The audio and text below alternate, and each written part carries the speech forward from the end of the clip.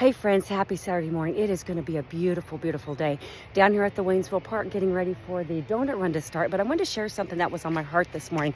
Check out the beauty of the Ruby Dew this morning. Is that not beautiful? But I want to share what was on my heart this morning, guys. In my Bible study, I was in Psalm 11.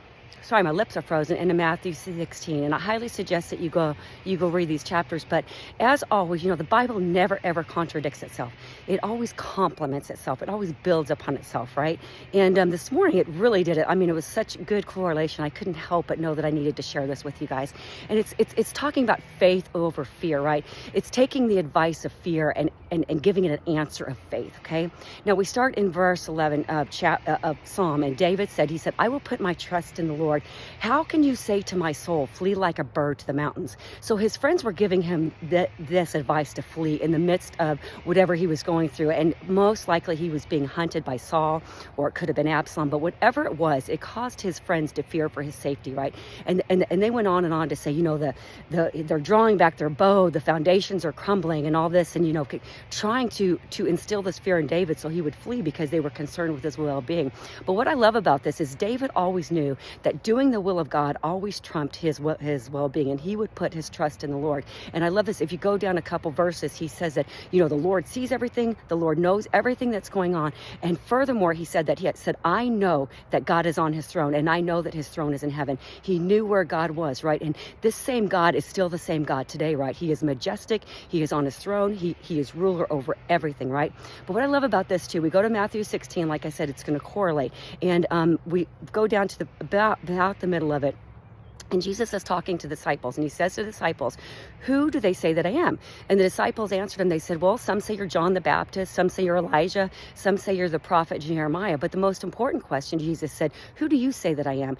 And it says that Peter said, "You are the Messiah. You are the Son of God." Here we have Peter saying, "I know who you are." But for a split second, he forgot, because we go down to the next couple chapters, the next couple verses, and Jesus said he was telling them, he was warning them, hey, this is what's going to happen. He was foretelling his death, right, of what was going to happen. And Peter said, "No, I can never let that happen. That cannot happen." And Jesus rebuked him, and he said, "Get away from me, Satan." He said, "Because you're not doing the will of God." In other words, Peter, you're being a stumbling block, just like these friends were to David, and David fulfilling his will, the will of God.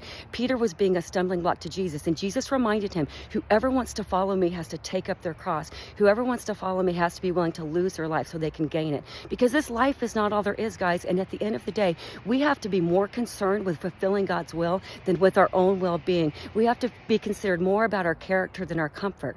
So, guys, I really, really hope that blesses you. I don't know what you're facing today. I don't know what kind of fears that you have. I know that they were justified for David, and they're justified for you.